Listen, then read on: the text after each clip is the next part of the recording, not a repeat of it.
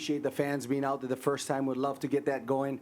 And we're all Arizona fans. I know it's going to be hot, but that's why we live in Arizona, and I appreciate the fans being out there as well. But I'm open to any questions that you may have. Start with Michelle up front. Michelle Gardner, Arizona Republic. Hey, Michelle. Coach, you've talked about, we saw extra running last week, running from one drill to another. We saw you kick a player out of practice for showing up late. Can you kind of talk about what you're trying to instill in the discipline and what the message you're trying to send to your players? Absolutely. You know, the accountability, the discipline part where we don't make those mistakes in the game. And so if it's done on a daily basis, I think they'll be accountable during the game. They understand where I'm coming from. The running from drill to drill it's the up tempo that I want to bring to the offense and the defense, and the type of up tempo scheme that I want to have emphasized. But you know, it's everything, doing everything right, the fundamentals, the accountability, the discipline that will make us competitive in these games and overall win these games. Have you gotten any blowback from players that maybe aren't used to all the extra work and that they're not used to that sense of Absolutely. You know, some of the kids are, Coach, you're tripping, in a good way. And I said, absolutely, and I'll be relentless as well. But they get where I'm trying to get, and it's a process with them. And we talk about the process every day and about the stacking every day. And I want to make sure that they understand there is a point in the season that I want to be at. And it'll take some time. And so, again, we are going on our 9th practice, and we're stacking those days. But it is a process that I want to instill and build with this team. And I think everybody has bought in, or mostly everybody. The one that was late and the guys that are late to a meeting or a lift, I'll be relentless in holding them accountable. Hey, Shaun. Hey, Chris. Chris Carbon, son of a source. When you watched the game back, were there any additional things that you learned or that you thought that maybe were a little bit different than watching it live? The more and more I watch it, the more and more I get disappointed in it, not because of the effort that they brought. I thought they played real well, but the details and the finish on some of the plays, especially wrapping up on plays that I thought were third down situations that we could have got out of that, and our offense was rolling. So just the little things I get disappointed, because I truly believe, and I told the kids that we were in that game to win that game. And so when the mistakes happen, there's always going to be mistakes in the games. How do we learn about them? How do we learn from it? And so the kids are in here on their own, taking initiative and watching film and doing those. They get, and the closer that game got, the more that I saw the passion and the willingness to win and go for it.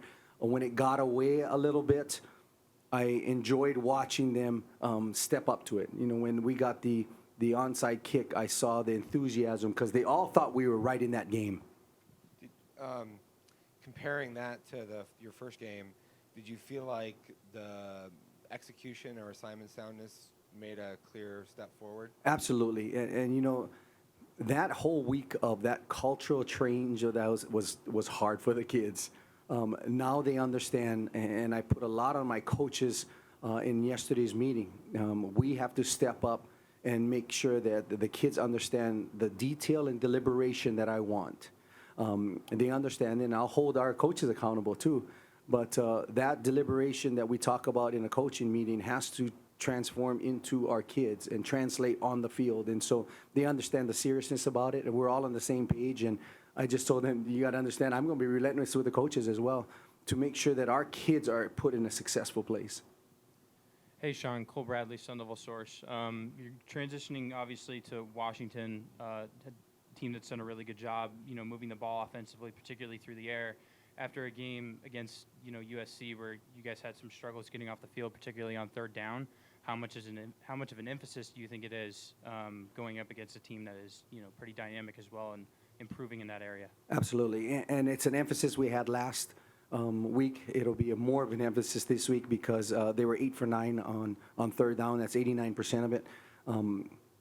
We need to change that. And a couple of times we had them in the midst, and just didn't finish it. And so we need to make sure we get off the field and put the offense on the field. The offense is playing with confidence. I think Emery has finally figured out how to play with his team, that he doesn't have to make the brilliant plays, just make the plays and get the playmakers the ball in their hands, and we'll be okay. I love the physicality with our offensive line and the interior line on the defense, but going back to the emphasis, third downs on both sides will be an emphasis from here on out. Jake Seymour, How you doing, Cronkite Jake? Sports. Coach, you kind of mentioned post-game about those struggling to establish the box in the backfield and the edge as well. After watching the film, how much of that came down to execution versus USC just making some good plays and flushing out? You know, I think it was a lot to do with the execution. Our main focus was the containment of the quarterback. If we looked at it, there were 2 times that he slipped outside of our containment. Most of the time was the inside of our containment. So that comes down to 2 things. Our guys are too far up the field where they can't retrace, and we're going to make sure that we work on that. We're facing a similar opponent this week in the quarterback, who is a transfer as well, but athletic as well. So the game plan is going to be the same. We just got to finish plays and make sure that our guys understand what they are trying to do to us, and then just going out and putting their hand in the ground, and when the ball's hiked, go for it. But we need to be smart on our attack and our schematics as well. Coach, how close are Omar and Garen Stansberry? I noticed Garen actually practiced some last week, which he hadn't. So how close are they to being available? They're very close. Again, they're day-to-day. However, I was very pleased with their running yesterday. And so they're running close to full speed. And so hopefully I'll get a prognosis after today's treatment, and then we'll see tomorrow if they're going to be on the field. I don't want to push them so much that they go backwards, but I think that we're getting very close, and we need them. Jordan Ham, Sports Hey, 360 Jordan. AZ. Coach, when you look at Washington's defense, what sort of challenges do they present for your offense that's starting to hit its stride?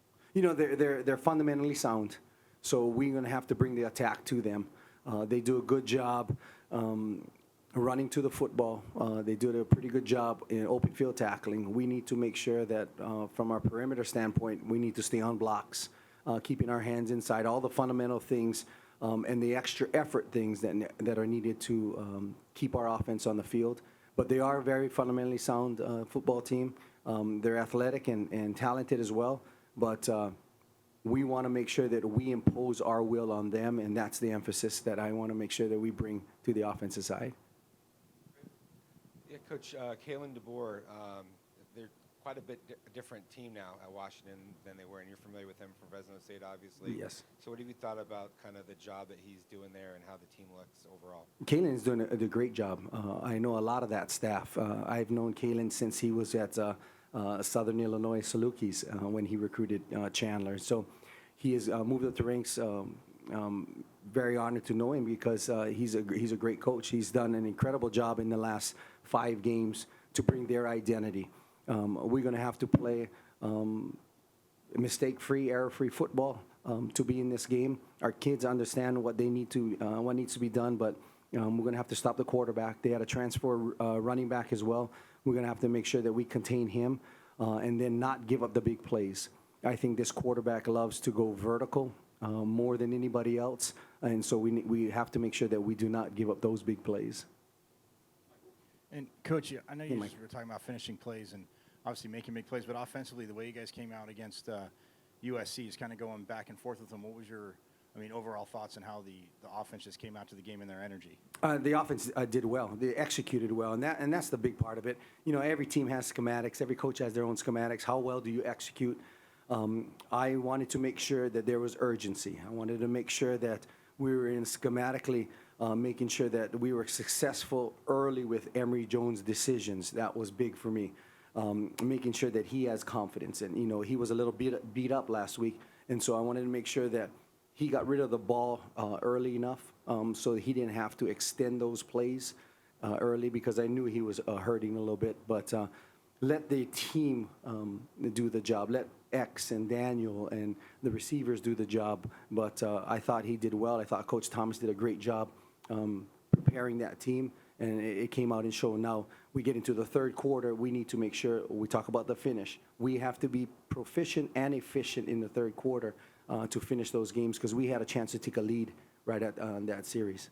And then, yeah, to follow up on that too, the how they rebounded from the penalty, because I know it led, obviously it would have been first and goal, but Emory got the first and goal. That's a holding penalty. It leads to a field goal. But how did you feel that the offense's kind of attitude coming off the field was after that, just to stay in a positive frame of mind? In my life, I've used, and Coach Thomas has used it, but it was different words. It's the what's next mentality. No matter what happens, what's next? And I never look back. I'm trying to instill that mentality with our kids. If there's a penalty, if something goes wrong, there's a lot of things that are going wrong in the game. We move on to the next play. What's next for us to be successful in? And so there was a holding. Okay, let's go get that first down. If not, we'll kick the field goal. We're just fine. What's next in everything that we do? We can only control what happens in the future, not what's in the end. And so I want to instill to these kids that what's next mentality in everything that they do. Shaun, when it comes to just how much the play calling seemingly evolved against USC, I mean, looked like a completely different offense, particularly in the first half. When it comes to Glenn's play calling, I mean, how much do you feel like you can build off of that moving forward, and how important is it to have a performance like that, especially against a top 10 team in the country? I have confidence in Glenn. There's little tidbits that I'll let him know. You understand that what my philosophy is I'm going to be aggressive. There's no matter what. And so match my philosophy. Whatever you do from an expertise level that you feel comfortable our kids can do, you have to understand, you have to match my philosophy, because I'm not a guy that will sit back and wait. If that happens, then I'm not going to be real happy. So match my philosophy, do what you do, and he got the kids to respond. And so that's the mentality with all of our coaches, is to make sure that they understand my vision and the aggressiveness I want to bring to this team and the fun I want to bring to this team. And so that'll be matched on the defense as well. Hey, Coach. No Furtado, son of Source. You know. The offensive line was pretty good throughout the first half. Yes. There was a change in effectiveness in the second half, giving up 5 sacks to USC. That defensive front, how much they did coming into that game, the different stunts and things of that nature may have been a concern. What were your takeaways from sort of the turning point or some of the changes that you saw that led to some of those sacks? We started to play from behind later in the game. And so, again, like I thought in the Utah game, they understand we are in passing situations, so they're going to pin their ears back and come. I thought from a mentality standpoint, I liked our kids' mentality, but some of those plays dictates those guys bringing more pressure than usual because of the type of play or the type of scheme we have to go into when we're from behind. But the first 2 drives in that second half, I was not satisfied with, because one was 6 and out, and then the other one was 3 and out. We got into situations where we were not ahead of the chains, everything that we've talked about. And so it's a learning process for our guys to understand when we come out of that locker room, it's a new half that we have to win. I defer on purpose. I defer the ball on purpose because I want to make sure that our offense gets the ball to set another standard in the second half and to come out and attack. And we didn't take advantage of that, especially when we needed to attack and take the lead. Now USC will be playing from behind, and then our whole game. And we had that ability to do that, and we didn't take care of that opportunity. I wanted to ask about the first half, because obviously this was probably the best first half you've played all season. Did you guys do anything different, or was it a matter of just the play calling, or what led to the success in the first half last week that we hadn't seen up to that point? I think was the emphasis on the execution and doing your job. And then the excitement that the kids brought, I thought was tremendous. Hopefully you don't lose that excitement and focus going into the second half, because they're in a situation where we're in a dogfight now with one of the best teams in the country. And you got to understand that you earn the right to be here. Now, how do we go about finishing? And that's the process we talk about, from the accountability, all those little things. How do we get over that hump to finish the games? And so that's the process that I'm trying to build within our kids, to understand that now it's the finish part.